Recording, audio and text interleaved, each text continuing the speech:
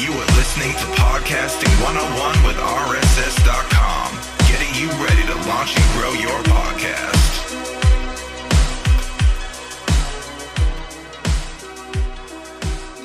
Hey everyone, Ashley here with RSS.com. On today's episode, we're talking to Dr. Mark T. Wade with Virtual Summit Software. Enjoy the show. All right, well, Dr. Mark Wade, welcome to the show. I'm so excited you could be here. Could you do us a little bit of favor and tell us what it is that you do? Hey, Ashley, super excited to be here. It's Dr. Mark T. Wade, as you just said. So I am a doctor by trade. I started off in the health industry with a brick-and-mortar practice and wanted to help more people. But instead of opening up more clinics, we looked for an opportunity to kind of expand outside of that and started an online institute, which now is almost 11 years old at that time, called the American Imposter Institute. And it did really well. And we used a marketing strategy called virtual summits to build the exposure, to build our audience, to get our message out in front of more people. But at that time, there was no easy or simple or cheap way to do it. It was actually pretty complex. And I was a little frustrated because there's so many easy ways to do webinars and courses, and people, you don't have to have a bunch of tech skill or knowledge. And I thought there has to be a better way to do virtual summits. They're so powerful. They're so beneficial. And so in 2016, we set out and we created the first platform for hosting virtual summits called Virtual Summit Software. And then in 2017, I exited the American Imposter Institute and went full-time into helping people get their message out to the world via these virtual summit strategies. From there, we've hosted in-person conferences called Summit Fest Live. We host one of the top biggest virtual summits on virtual summits. We have a six-figure agency that hosts high-level virtual summits. And of course, we have the Virtual Summit Software, which is the quickest and easiest way to host virtual summits. So what's pretty cool is I get to spend most of my day doing two things. One, helping amazing visionaries and thought leaders like yourself get their message in front of more people, which I see as a way to expand the world and make the world a better place. But I also get to brainstorm ideas and see those ideas actually come to real life fruition on a computer and play with it. So I kind of feel like a kid on Christmas almost every single week. Now, you said you were looking to expand, but what was it exactly that sparked you to want to do virtual summits? I mean, a lot of people don't even know what virtual summits are. Exactly. So I stumbled across virtual summits through a podcast, and I should mention we have a podcast as well, the Virtual Summit Podcast. We've had it going on almost 3 years now. It's kind of crazy. My good buddy, best friend, John Lee Dumas, is a big podcaster, and he was kind of like, Mark, you have to have a podcast. I'm like, yes, okay, let's do it. So I heard on a podcast, a now good buddy of mine, Pat Flynn from Smart Passive Income, talking to Lewis Howes about a summit that they had ran. And I was like, you know what, let's give this thing a go. And so we'd been trying the typical things. We were trying lead magnets and, putting webinars and things and trying to put it out there, but we weren't really getting a whole lot of people coming into our audience and growing our audience, at least not as quickly as we wanted to. And at that time, we didn't have a lot of experience or even a budget really to spend much money on paid traffic. Again, this is 9 years ago, 10 years ago. So it was still really new back then as well. And so we set out to do this. And with that, the concept of it just made perfect sense to me. It's the concept for a virtual summit. For those who aren't familiar with it, is essentially you're taking a problem that your audience has, a problem or series of problems, and you're bringing together some of the top minds in the industry or in the niche to solve those problems, and you're making it available to this audience for free for a set period of time. So it's a really great way, in my mind, to build know, like, and trust. Now, you got to keep in mind, I actually have 2 doctorates, so it means I'm a really big nerd. And one of the things I love to nerd out about is psychology, why people do what they do and don't do what they do, or, don't take action. And for me, I saw this as a great way to give. You give value first, you build a relationship, you create know, like, and trust, but you also are positioning yourself as the expert, as the influencer, as the authority, which creates even more momentum with this new audience. So for us, it was a really great opportunity to, again, build our list. And if I look all the way back, and I haven't looked this far back in quite a while, Ashley, so you're pushing my memory here a little bit. But if I go back to our very first summit, and because I'll actually bring this up because it's counterintuitive to what the people who are familiar with summits would probably think or say. I'm a big believer that it's not about the size of the list. It's not how big your summit is. It's about how quality that audience is, which is also why virtual summits are so powerful. But if I look back to the first summit we ran, it had like maybe 3,000 attendees on, which is actually pretty big, right? It was our first summit, but you hear people running like 100,000 person summits and things like that. And we've had pretty massive ones as well. But that first summit had 3,000 attendees. And that summit ended up generating about $36,000 in revenue just from the summit, which for us was our first real revenue online. So we were doing the happy dance for sure. But then those 3,000 people were so aligned with what we ended up launching after that, which was a certification. We ended up doing over 6 figures on that launch just from that 3,000 person list that we had brought in from the summit. The summit aligned perfectly with what we were launching.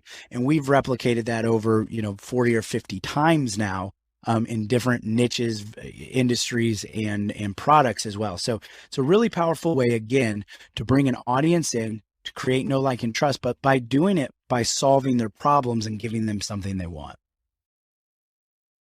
All that sounds so exciting. And unfortunately, I know that one of the things that's going to happen is people that are listening to this, they're going to jump right in and be like, oh, I can make so much money. But let's back up just a little bit for just a second. Why should podcasters care about virtual summits? Why should they even be having that on their radar? Well, first off, I'm a big proponent of virtual summits, not just because my buddy's JLD, but because they've been very successful for us in our company as well. Over the long haul, we've had a lot of people come in, listen to the Virtual Summit podcast to get knowledge, to get information, and at some point come into the software, Virtual Summit software, and run their summit through that. What I can't do very well, and I'm not an expert at podcasting by any means, but I'm a big proponent of them. What I wasn't able to do is speed that process up or scale it on my own terms. Now, with a virtual summit, I have power and control to be able to make it as big as I want. If I wanted to go bigger, I could do other things to push it bigger, but I know for sure I can get that information, which is a big thing, that we have a lot of strategies in the podcasting space for trying to get people to go from the earbuds into the email. But a lot of times it is the challenge that we're trying to overcome. With a virtual summit, they're not getting access to the information unless they give you their information. So it's a big way to collect that information, collect their email, their name, and be able to communicate with them afterwards, which puts that monetization opportunity on your timeline versus just their timeline. Well, speaking of which, I mean, you said that you're giving value. So how exactly, like I kind of know this, but just for our audience, how exactly are you making money from it if you're giving away like 3 tickets to a virtual summit? How does that work? That's a great question. I'm glad you asked that. I always leave that to see if people are even paying attention, right? Like, wait, you said it was free. How'd you make 30,000 or 36 or 100, whatever? So it's free to attend, right? Just like, you're giving them the opportunity to have access to these thought leaders, these amazing people, and get this content for free. But it's during this period of time. The summit, if you're doing a multi-day summit, is like, let's say Thursday through Sunday, and they can show up and they can get access to those sessions. But just like any conference or any summit, when those end, when that day's over, those sessions close down and they're no longer available. However, we usually offer a summit offer or like an all access pass for a nominal fee, like $47 or $97. And it gives them access, one, to keep those sessions on demand, but we also throw in some cool bonuses or other things as well. So the people who are like the attendees who are like, this is amazing. Like, I want to come back to this. This is great knowledge. Or, I didn't get a chance to get through them all. I want to come back to them. They'll gladly pay $47, especially if they see the value in it, to have access to those ongoing. And so that's where the revenue from a summit comes. Now, I always say your summit is not your monetization strategy. Your summit is your relationship strategy. That's where you build the know, like, and trust. Your monetization strategy comes after that. It's what you're going to do after the summit is where you're truly going to be able to monetize. Most of our summits, we see anywhere from 10,000 to 50,000. We have had a couple $100,000 summits, but those were 10 to 20 to 30% of the revenue we were able to generate after the summit because we've built the relationship with them, and then we bring them into our next promotion or offer. Now, so, I mean, it sounds like if you're getting all these experts, do you have to pay all the experts? How do you convince people to actually be part of your summit? So it's very similar to podcasting. And actually we see some of our most successful summit hosts are podcasters because they're very comfortable, with reaching out to speakers or asking someone to speak. Now it is a little bit different in the sense of you are immediately generating some monetization from that summit. So maybe the speaker would like some kind of compensation. I'll come back to that. But also you are asking the speaker to participate. So this is where there's a variety of different ways you can promote the summit. There's really cool strategies, everything from press release to paid traffic to, we've even seen people, do local summits and put out stuff in the newspapers. So there's hundreds of strategies, but the most powerful, the most successful strategy is having the speakers on your summit share it with their audience. So their audience, they say, hey, look at this. I'm speaking on this cool summit. It's on this topic. If you have any interest, come join me. And then their audience, their database comes and participates in the summit. So it's really easy in this way to build your audience because you're leveraging both the expertise of the speakers, but also their database, their audiences as well. So in that instance, the speaker might be like, well, this is great. I'm getting some publicity, which is really good because they're getting exposure not only to your audience, but to the other speakers' audiences. So that's great. But they might say, let's make this a better incentive. So there's a variety of different ways. Typically, we do not do honorariums. We don't pay speakers to speak because there's other ways we can make it of value to them. If you want to pay a speaker, awesome, go for it. But typically, you don't need to. One of the easiest things to do is give them an opportunity to build their own audience, their own database from their summit. So this is very simple by having them give a freebie on their speaker page, that goes to one of their lead magnets or an opt-in or a free resource where they can collect the data. Now you might be thinking, well, Mark, if all the leads are going over to them, what about you? You control the entire database and you have the ability to communicate with them. And it's okay. It's I am a big believer that there's enough for everybody to go around. And when you do that, the speakers, actually what we have found, one of the other big benefits with these speakers, they become collaborators ongoing. You build a relationship with these experts. I remember some of the first summits I put on, I reached out to mentors and coaches. And by the end of the summit, we were colleagues. We were on the same level. We were friends. I could reach out to them for help or advice or another collaboration in the future. So and I hear that almost from every summit host that I talk to. They say, yeah, the revenue was great. The leads were great. But one of the best benefits to hosting the summit is the relationship I now have with these other speakers. Now, with that being said, one of the most common ways to kind of give back to the speakers is to give them an affiliate commission or a referral commission. So if they send people to the summit and those people then that are participating in the summit from that speaker buy that all access pass, well, let's give them 50% of that revenue right there. So that's a little something in the pocket of the speaker. They're generating a little bit into their list as well. So it's like a win-win-win for everybody around. There were several things that you said that really stuck out to me. First was you said that you are basically building relationships with these experts. So not only are you building relationships with your potential customers, you're building relationships with people that can basically help you build your business and theirs, and borrowing each other's audiences. That's such an interesting idea because, like you said, there is so much to go around, and you don't have to fear that if you're trying to get people in on your thing, because maybe you could be on theirs. Well, and to go with what you're just saying right there, in a way, it's not a lot different than a podcast, at least conceptually, right? We bring a lot of the podcasts out there, interview-based podcasts.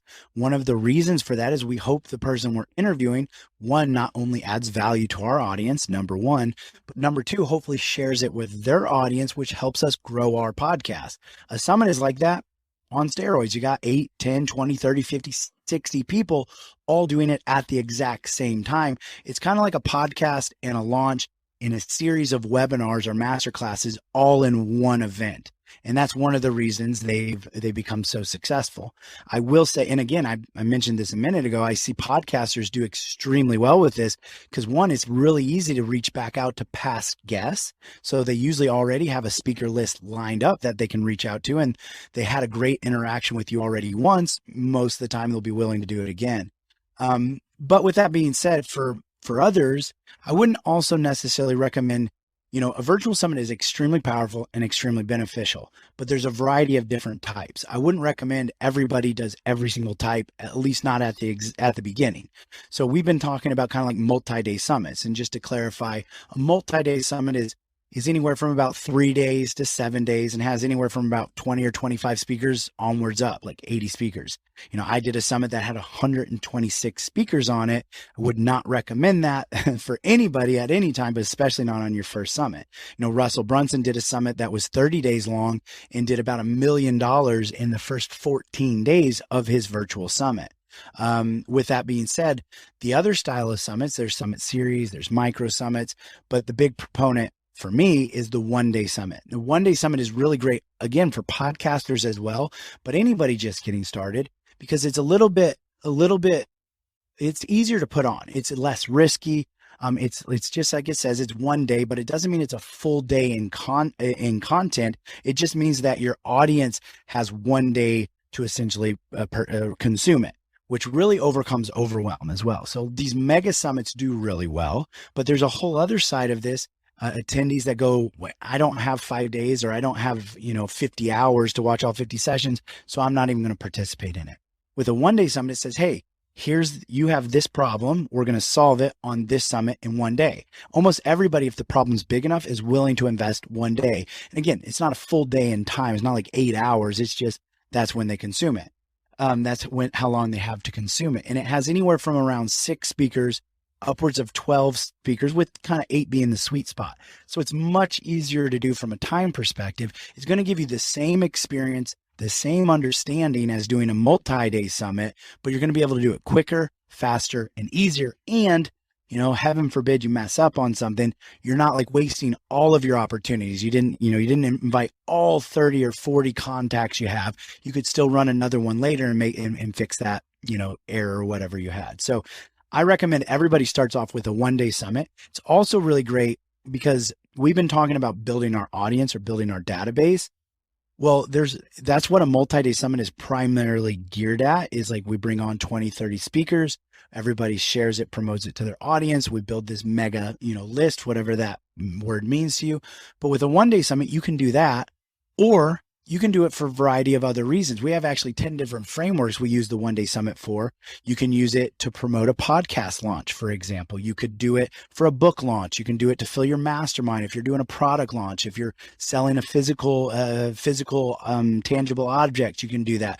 You can do it to fill an in-person event. So there's a variety of different ways of doing it. Essentially, how you're going to do any summit is you start with what's your end goal.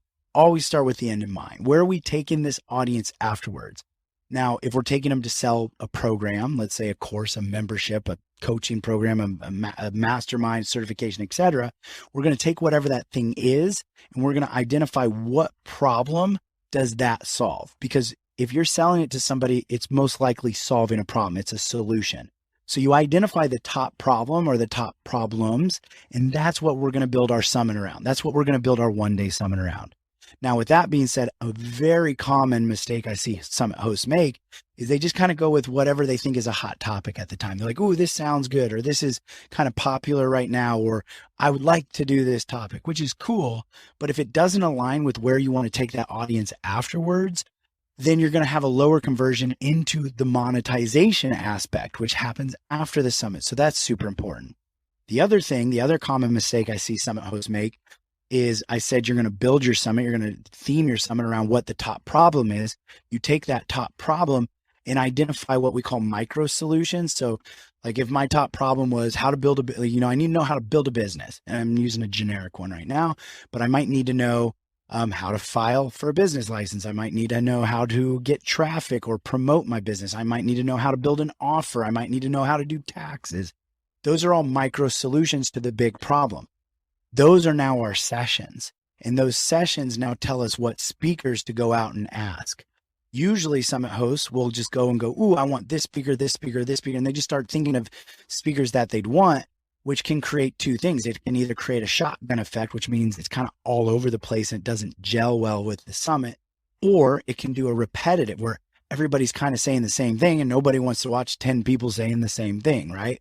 So it's really great to always start with what's the problem where are you taking the audience? What's the problem you're solving? What sessions would be appropriate or would be great for that problem? And then who's the best person to speak on that session? So many knowledge bombs happening right now. So one of the things that you said is that you see a mistake that that summit hosts make is that they're going after what's trending. It sounds like what you're describing is a lot better as like an evergreen approach so that you can start building up some of that passive income and maybe use the same summits over and over again. You bring up an excellent point here. So this is a strategy that's now available. I always think of whenever I build a summit, it's not a one and done, which is how they always used to be. Like our first summits, most people, when you built a summit, you ran the summit and you had success or you didn't. And then the summit went and sat over there somewhere, because one of the most powerful things with a multi-day summit is building the audience. And after it's already happened, it doesn't really work as well. Now, two things have changed that have completely revolutionized is, when we created the first one-day summit back in 2016 and then started teaching people about this formula of using one-day summits, well, there started being a variety of different reasons to use summits. So that started changing. The other thing is when the Virtual Summit software launched in 2017, we have a proprietary technology in there called the Ever Summit. Whereas with one click of a button, the software will rerun your summit as if it's still happening for the first time, ongoing forever, hence a forever summit, Ever Summit. In the past, there was no easy way, there was no cheap way to rerun your summit. It would look old, it didn't operate the same, and so most people's summits just went and sat on a virtual bookshelf somewhere collecting dust. But now with the Ever Summit feature inside of the Virtual Summit software in these different strategies, we use summits, again, to map out, we have a reason to do our summit. We're going to sell this promotion. We're going to get people to that event, or we have this sales promotion sequence or course or membership, etc. So we build out a summit. We use the live action of it in the sense of that having the speakers promote it. We're launching it for the first time. And that's actually a really good point. Because we're seeing ever since the COVID happened, we saw most in-person events go online, go virtual.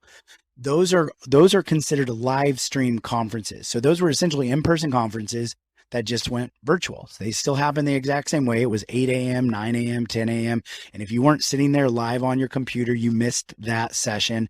And they operated essentially an in-person conference virtually. And those are extremely powerful as well. Those are used more to sell like a high ticket product. So you have them live, you engage with them. There's a specific framework you use, and then you sell a $20,000 mastermind or something like that. To clarify here, virtual summits, these are a marketing strategy which are more used to build your audience, your know, like, and trust with people who don't know you yet. So it's not going to be to sell a $20,000 thing on that summit. You may end up doing it later, but you're bringing this new audience that doesn't know you yet and building a relationship with them. That's the goal of the summit. So historically, most summits are pre-recorded, which also means you have plenty of time in advance to get it ready.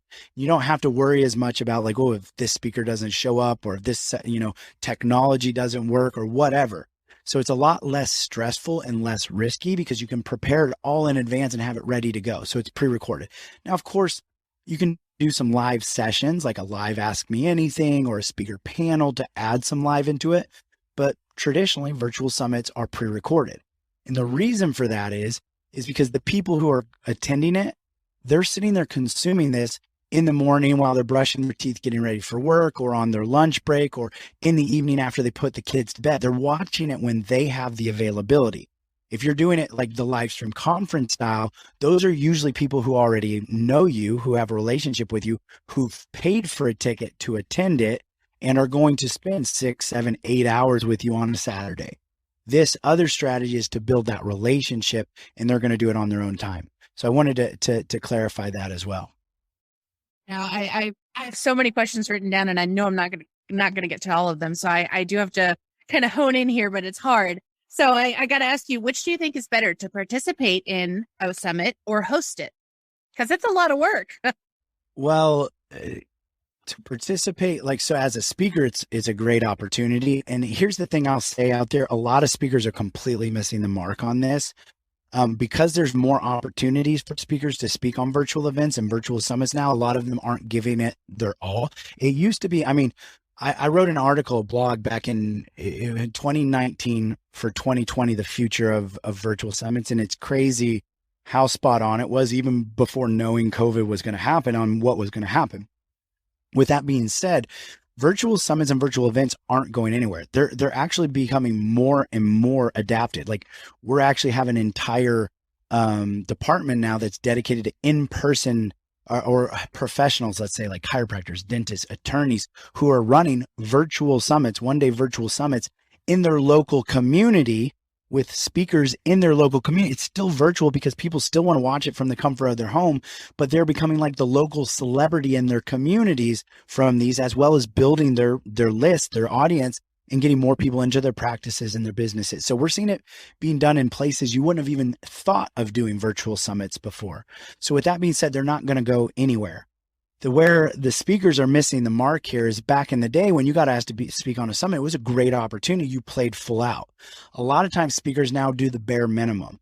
I will say if you play full out, if you actually mail, promote, and participate, get in the audience, get in the groups. If they do a speaker panel, volunteer to be on that panel, you're going to build your bandwidth, your publicity, your growth, and the opportunities that are going to come out of that for you are going to be tremendous as well. 10x.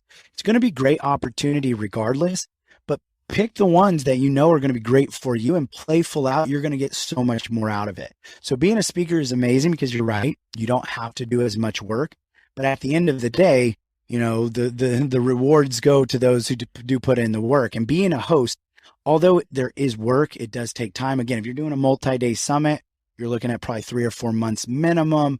It's a decent amount of work just because of the amount of interviews and stuff that you're going to do. I will say because of platforms like Virtual Summit Software, it's reduced the amount of tech work that went in. My first summit took me over 100 hours to build. There were 7 different pieces of software, 26 plugins, and over 100 hours cost me $7,000 and still looks like a third grader build it.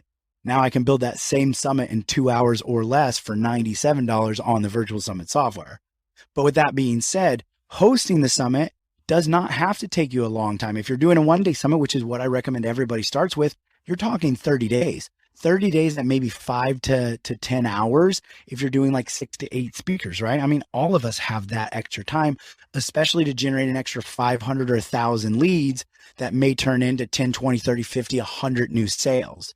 So it's really the cost of time benefit is phenomenal. Most summit hosts that I know who run a summit end up running multiple summits ongoing every year because of how beneficial they are.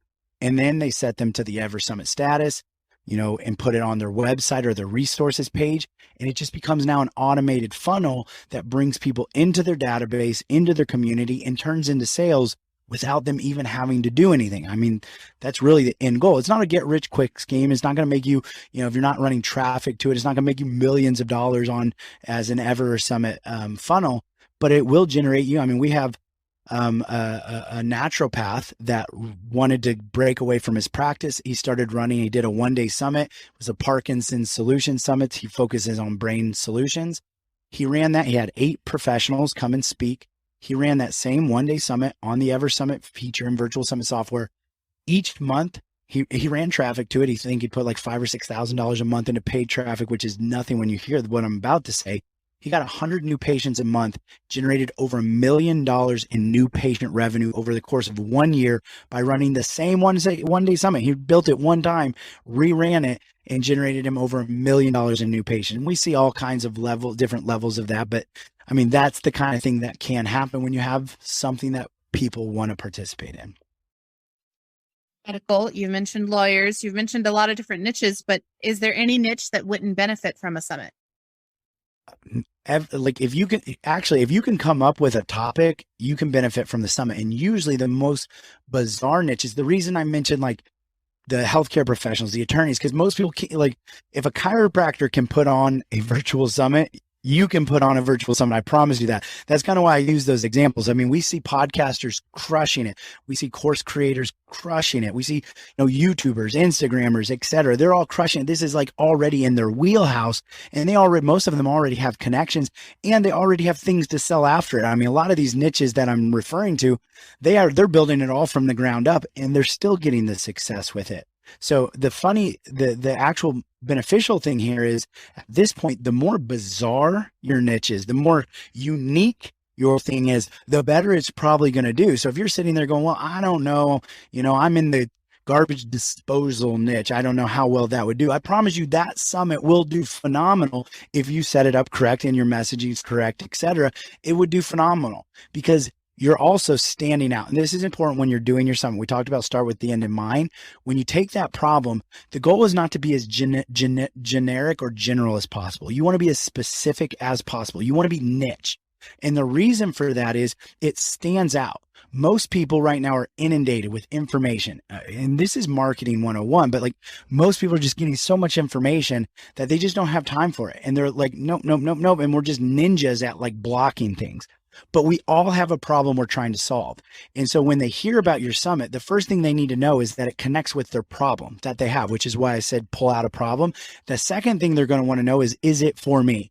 If it solves my problem and it's for me, I'm going to look further into it. And so the more on point that is, and the more niche that is, you may not do 100,000 person summit, but I'll take 1,000 qualified and engaged people who are primed for my offer over 100,000 people just hanging around kicking tires.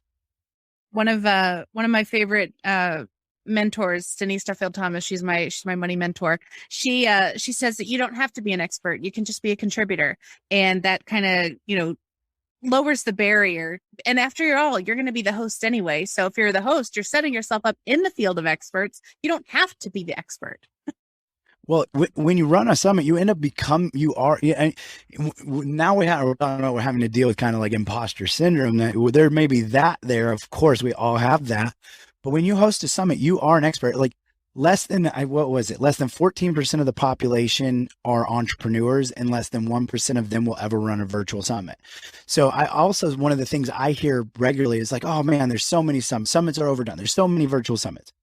And what I think in my mind, if I'm biting my tongue, usually is the reason you're seeing them is because they work. How many webinars are you seeing right now? How many other promotions are you seeing? You're seeing the summit because it's getting your attention and it's out there. Summits work. And again, if you have them set up correctly with the problem and who it's for, they also convert well. So yes, but like with that being said, when you host a summit, and literally, even if you just host one, I mean, you put that on your resume. It goes, I am the host of the Summit Talk Summit. I'm the host of the International Posture Symposium. There's different ways of titling your summit too, depending on where you want to go. But after you've hosted a summit, you are now the host of that, just like you're the host of your podcast. That's credibility. That's authority. Doesn't matter what the summit does. Like hopefully you crush it, but even if you don't crush it, you now have that authority, credibility, and the relationships you just built with all of these other experts and speakers. Oh my goodness. So much good stuff. So where can people find you online? Because obviously we can only cover so much in about a half hour. So where can they find you online to get more info? Well, this has been an absolute blast. It's been great hanging out with you again, Ashley. I know we've had a lot of fun in our past at different places, and it's great to be on here with you. Easiest and best place to go is directly to our site, Virtual Summits with an S, virtualsummits.com. That's the Virtual Summit software site, but there we have a resources area. So we have all kinds. You can get access to our podcast. You can hear other case studies if you want to hear, and we got case studies from all different industries and niches if you want to hear about people in your industry and niche. And we have a ton of free resources. The top one I recommend starting with is how to generate 1,000 leads in 30 days. That'll take you through that one-day summit formula process and how within the next 30 days, you could have a one-day summit out, generating 1,000 leads, and then running on every summit every month after that. So again, you can get that over at virtualsummits.com. Well, I definitely will be checking that out. Now, before I let you go, your buddy, John Lee Dumas, it's his fault that I'm about to ask you this question. One thing that's become kind of a thing on this show is before I let all my guests go, I ask them one question. What's one question I didn't ask you that you really wish I had? Ooh, that is a good one. That's a good one. What's one question that I didn't ask you that I wish you had? Well, this is not necessarily one that I wish you would have asked me because it's a tough one, but very quickly is I would say like, what does the future of marketing, of business, of podcasting, of summits look like? Because we're in one of the most interesting times ever. It's just so exciting to be alive right now. It's also a difficult time. So right now you have opportunity. You have two ways of viewing what's happening in the world. And it doesn't matter any industry, any niche, whether we're talking podcasting, we're talking Instagram, we're talking summits, whatever. Right now things are either extremely opportunistic or challenging. And the only difference is your mindset. The only difference is your mindset, because in reality, things are changing. So we can either look at it as this is changing and it's a challenge. I don't know what I'm going to do. I'm going to struggle. I'm not going to make it. Or we can go, ooh, this is a perfect opportunity to see what the challenge is, to find out how to overcome that challenge. And the ones who do that are going to absolutely thrive over the next 5, 7, 10, 20 years. Okay. We're in a great opportunity at this point. What I will say with that, one thing that I feel very secure about is people's need for information in relationships. And so I love podcasting because it's a way for me to reach out to people and build relationships one-on-one with them when I have them on my show. It's also a really great way for me to give back to my community, and it allows me to stay on my toes and be listening to what other people are doing in real time as well. The reason I love virtual summits is it's a strategy that allows me to give to so many people. And there's so many people both in podcasting space and in the virtual event space dumping money into these industries and niches. If it was me looking at it, I would say these are the two industries or niches I want to make sure that I'm in and primed for and finding a way to stay on top of and with. And so my personal opinion is every business, whether it's brick and mortar or online, should have an annual virtual summit that they're running, if not more, and you should have a podcast as well. Such great information. Thank you so much for all of the golden nuggets that you dropped. I can't wait for this episode to drop because I think that people are going to get a lot of value out of this. Thank you so much for being here. Absolute pleasure. Thank you, Ashley. Well, my fellow podcasters, I hope you enjoyed all the insights that Mark had to share with us. To learn more about how to launch and grow your own podcast, head over to rss.com/blog. You can start your show for free and get your first episode on us. Thanks for tuning in.